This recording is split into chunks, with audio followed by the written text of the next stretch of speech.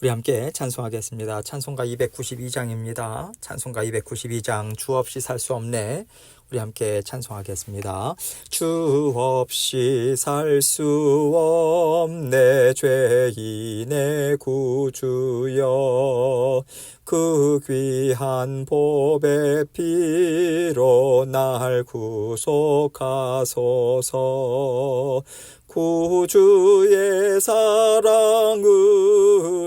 흘리신 보혈이 내 소망 나의 위로 내 영광 됩니다. 주 없이 살 수 없네 나 혼자 못 서리. 힘없고 부족하며 지혜도 없도다. 내 주는 나의 생명 또 나의 힘이라. 주님을 의지하여 지혜를 얻으리. 주 없이 살 수 없네 내 주는 아신다. 내 영의 깊은 간구 마음의 소원을 주밖에 나의 마음 네 알아주리요. 내 마음 위로하사 평온케 하시네. 주 없이 살 수 없네 세월이 흐르고 이 깊은 고독 속에 내 생명 끝나도 사나운 풍랑일 때 날 지켜주시니. 내 곁에 계신 주님 늘 힘이 됩니다. 아멘. 기도하겠습니다. 하나님 아버지 감사합니다. 오늘도 아버지 하나님께서 하루 허락해 주셨고 우리 모든 성도님들의 삶을 지켜주실 것을 믿고 감사드립니다.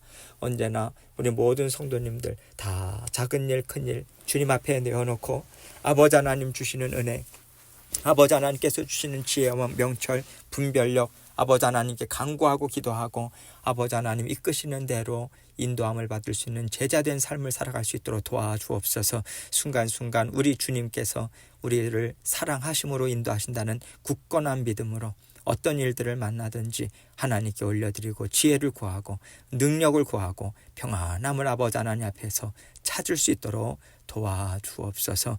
오늘도 아버지 하나님의 말씀을 함께 생각합니다. 이 말씀을 통해서 우리 각자에게 들려주시고자 원하시는 하나님의 음성 들을 수 있도록 주님 도우시고 역사하여 주옵소서. 예수님 이름으로 기도합니다. 아멘.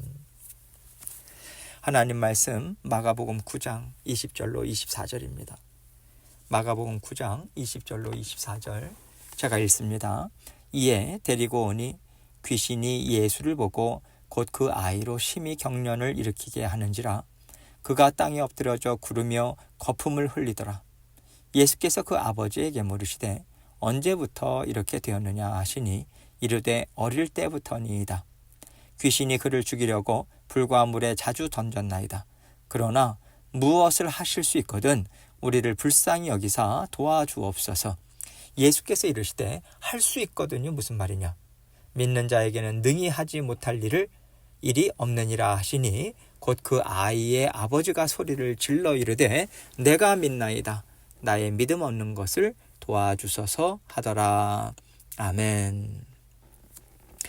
복음서를 보면요, 공생의 사역 동안 예수님께서 귀신들을 내쫓으셨다라고 하는 이야기들이 자주 나옵니다. 유독히 그 당시에 귀신 들린 사람들이 많아서 그런 것일까요? 그게 아니라 하나님, 구원자이신 예수님이 이 땅에서 하시는 일의 중심이 무엇인가, 무엇에 집중해서 일하시는가, 이것을 알려주고자 하는 거죠. 세상의 의사들은 육신의 질병을 고치는 일을 하고요, 세상의 지도자들은 삶의 문제들을 해결하는 일을 합니다.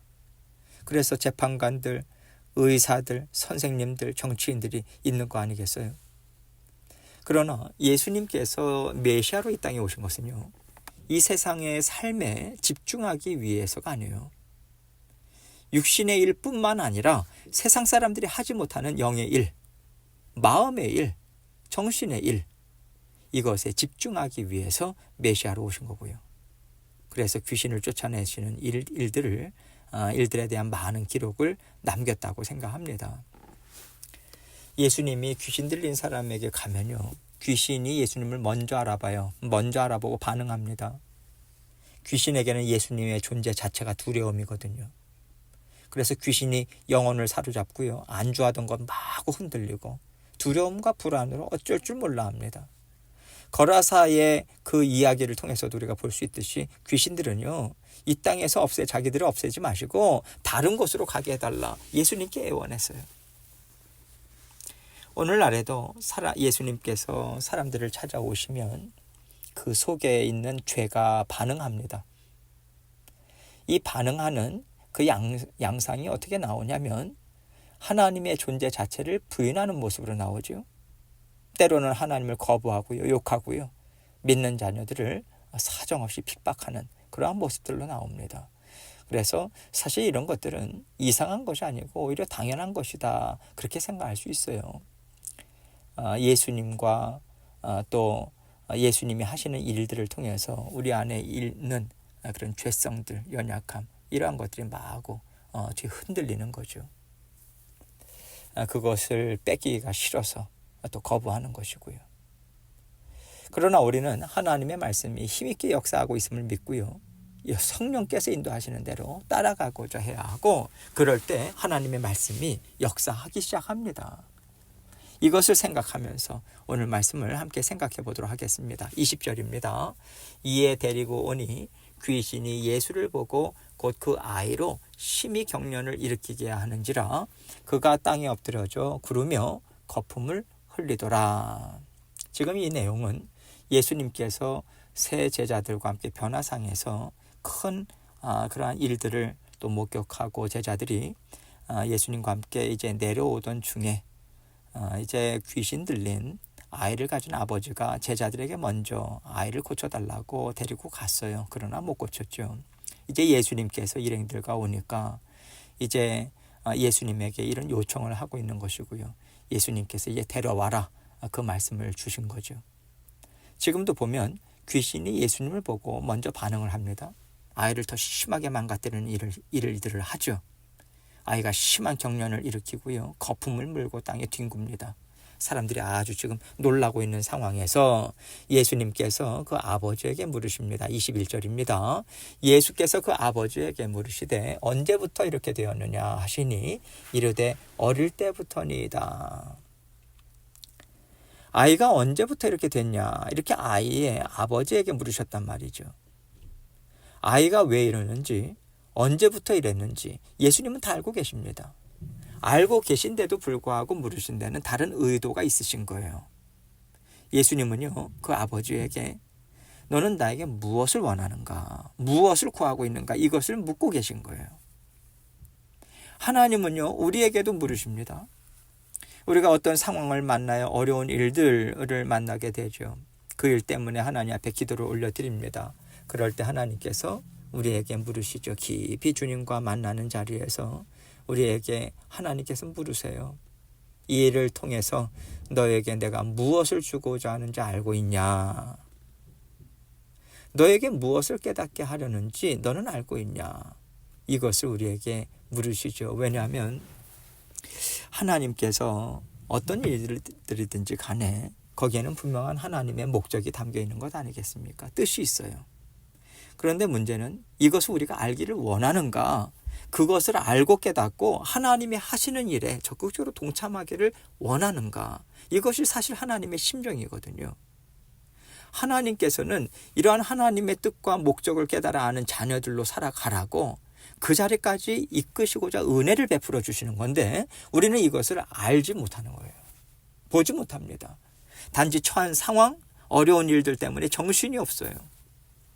그럴 때 하나님께서 잠잠히 우리 손을 이끌어 가십니다. 우리 삶을 잠잠히 이끌어 가세요. 하나님께서는 우리에게 분명하게 깨달아 알게 하십니다. 너가 만난 상황이나 일이 문제가 아니라는 거예요. 이 일을 통해서 하나님은 우리가 믿음의 본질을 생각해 보기를 원하셔요. 하나님께서 내 인생의 주인됨을 정말 인정하는 자리로 나오라는 거예요. 하나님과 함께 만나자고. 하나님께서는 그 의도와 뜻을 가지고 우리를 부르고 계신 거죠. 그 일들을 우리에게 허락하시는 것입니다. 예수님께서는 아이의 아버지 또한 이 길로 인도하시는 거예요.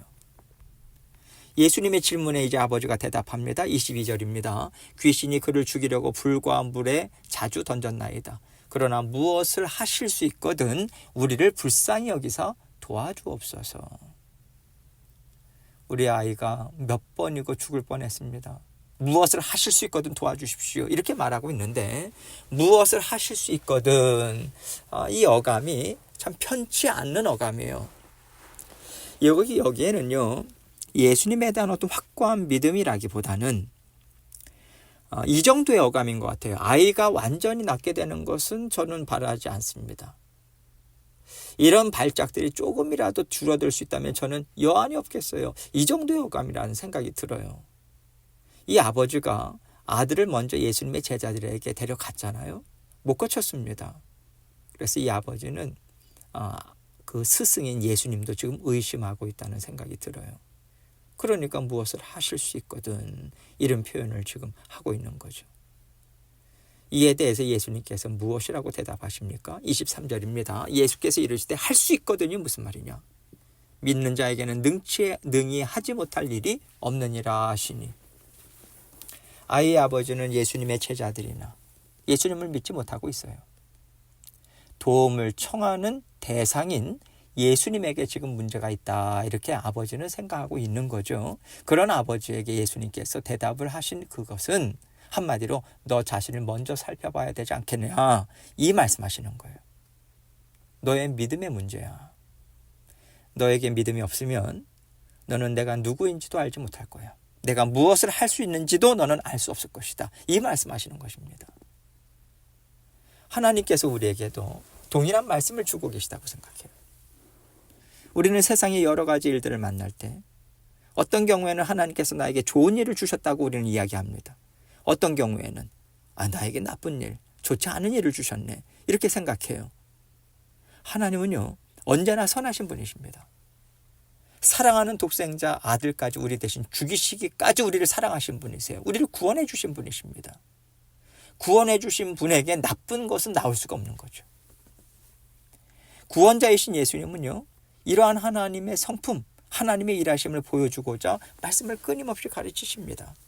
또한 여러 표적들을 행하시죠. 그런데 사람들은요 메시아냐 아니냐 이것만 가지고 싸워요. 예수님의 진정한 심정은 무엇이냐면 너희가 정말 메시아를 기다리고 있는 거 맞냐?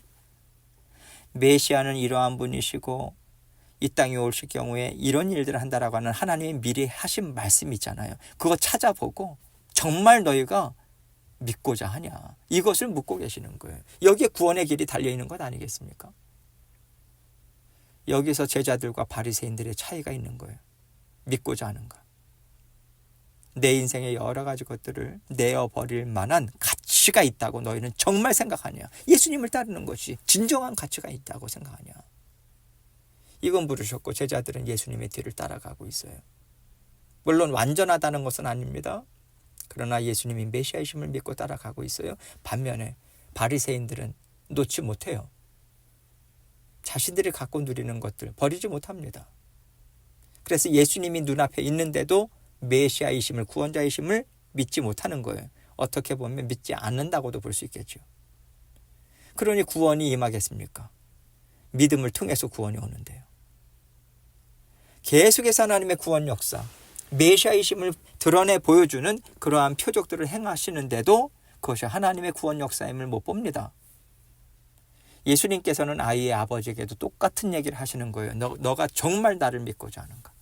내가 하는 내가 구원의 일을 정말 보기를 원하는가? 진정으로 너가 원한다면 너는 내가 구원을 베푸는 메시아임을 깨닫게 될 거다. 이러한 맥락에서 말씀을 주고 계시는 거죠. 그러자 아이의 아버지가 크게 대답합니다. 24절입니다. 곧 아이의 아버지가 소리를 질러 이르되 내가 믿나이다. 나의 믿음 없는 것을 도와주소서 하더라. 여러분, 결국 우리는 이 자리까지 와야 하는 거예요. 우리가 하나님께 기도하고 부르짖고 저에게는 하나님밖에 없습니다. 이 고백을 드리는 자리에 도달하지만 정말 하나님의 역사하심만을 보기를 원하는가? 이것을 우리에게 질문을 던져야 돼요. 내가 정말 소중히 여기고요, 가치 있게 생각하는 것들을 포기할지라도 나는 하나님의 일하심을 보기 원하고 이 일을 통해서 어떤 일을 통해서든 하나님을 더욱더 알기를 원합니다. 이렇게 나를 부인하는 자리에 있어야만 진정으로 살아계신 하나님을 체험할 수 있어요. 하나님은 어떤 분이신가? 하나님이 주장하시고 이끌어 가시는 내 인생이 어떤 것인가? 이것을 깨닫는 자리까지 가야 하는 것이지, 단지 문제 해결받고 병 낫는 것으로 끝나서는 안 되는 거예요. 그래서 하나님께서는요, 단지 문제를 해결해 주시는 것에만 멈추지 않으십니다. 그 자리에서 멈추지 않으세요. 더 깊이 우리의 마음을 파고드는 시간을 하나님은 가지게 하십니다. 사실 이게 우리는 너무 괴로워요. 시간이 빨리 지났으면 좋겠다, 이런 생각을 자주 하죠. 시간이 빨리 지나면 좋겠는데 왜 하나님은 자꾸만 일을 더디하시는 것 같고 더 일을 힘들게 만드시는 것 같고 일이 왜 이렇게 꼬이는지 자꾸만 꼬이는 것처럼 우리가 이렇게 가슴을 태우는 시간을 우리는 가질 수밖에 없어요. 그럴 때 우리는요, 하나님이 이거 해주실 수 있잖아요. 더는 바라지 않습니다. 이것만 좀 해결해 주세요. 간구합니다. 그럴 때 하나님께서 우리에게 끊임없이 주시는 말씀은, 너는 왜 그 정도로만 만족하려고 하냐? 우리 하나님께서는 안타까운 심정으로 말씀해 주고 계시다고 생각해요. 나는 너를 위해서 더 크고 놀라운 계획을 갖고 있는데 너는 왜 자꾸만 그 자리에서만 멈추려고 하냐? 그렇게 말씀하시고 하나님께서는 더 깊은 물에 들어가도록 우리를 떠미세요. 떠밀리고 우리가 어느 순간 이제는 끝인가 보다. 결코 해결할 방법이 없네. 이 일만큼은 내가 정말 할 수 없겠다. 깊은 시름에 잠기게 돼요. 그 시간을 갖습니다. 그런데 그 시간에 하나님께서는 우리에게 여러 가지 생각들을 불러일으켜 주세요. 하나님께서 우리에게 물으십니다. 너는 나를 정말 누구라고 생각하냐? 너는 내가 너에게 왜 이 정도까지의 일들을 한다고 생각하냐? 너가 이 일을 이루지 못한다고 해서 너의 인생이 여기서 끝날 것 같냐? 이런 생각들을 불러일으켜 주세요. 이 시간을 통해서 이런 생각들을 하나하나 생각하면서 정리해 가는 거예요. 나는 무엇을 지금 믿고 있나? 지금까지 난 뭐 믿고 왔지? 지금 무엇을 추구하면서 신앙생활, 신앙의 여정, 구원의 여정을 걸어가고 있지? 이런 본질적인 것들을 생각하게 돼요. 등 따시고 배부를 때는 이런 생각 잘 못합니다. 결국 우리는 깨닫게 되는 것이 무엇입니까? 육신의 일이 문제가 아니라 내 영, 내 믿음의 문제였구나. 하나님은 내 믿음을 넓히라고 하시는구나. 이거 깨달아 알게 됩니다. 결국 이 일을 통해서 하나님께서 나에게 주고자 하시는 영적인 복의 눈을 뜨고 집중하면서요, 하나님께 다시 기도를 올려드리게 되죠. 제가 하나님을 정말 사랑합니다. 하나님만을 의지합니다. 저를 인도해 주십시오. 저를 위한 놀라운 계획을 갖고 계심을 저는 믿습니다. 감사한 마음으로 따라가겠사오니 불쌍히 여겨주십시오. 이런 기도로 하나님 앞에 계속해서 나아가게 돼요. 기도가 바뀝니다. 여러분, 기도가 바뀌어야 응답이 있어요. 기도의 내용이 자꾸만 바뀌어야 돼요. 하나님이 기뻐하시는 모양대로, 그 모습대로 나아가야 할 필요가 있다는 거죠. 그런데 우리가 계속 고집 피워요. 같은 자리에서 맴돕니다. 뒹굴어요. 이 문제 해결해 달라고, 이거 달라고, 저거 달라고.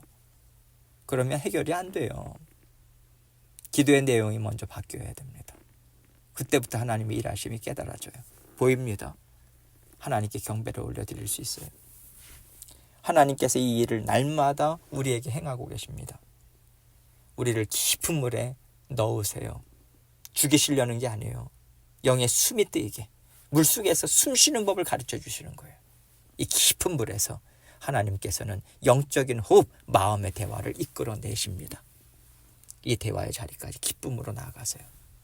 그럴 때 하나님께서 우리에게 새로운 세상, 예수님과 더불어 살아가는 놀라운 인생길을 경험하도록 하나님께서는 펼쳐주십니다. 하나님의 이 은혜가 우리에게 부어지고 있음을 믿으시고 오늘도 주님과 함께 힘있게 동행하시는 저와 여러분이 되시기를 주님의 이름으로 축원합니다. 함께 기도합니다. 기도하실 때 아버지 하나님께서 주신 말씀 기억하고 더욱더 주님과 함께 힘있게 전진하기 원합니다. 그 고백 하나님께 올려드리고 또 각자 기도 제목 가지고 나아가도록 하겠습니다. 기도하시겠습니다.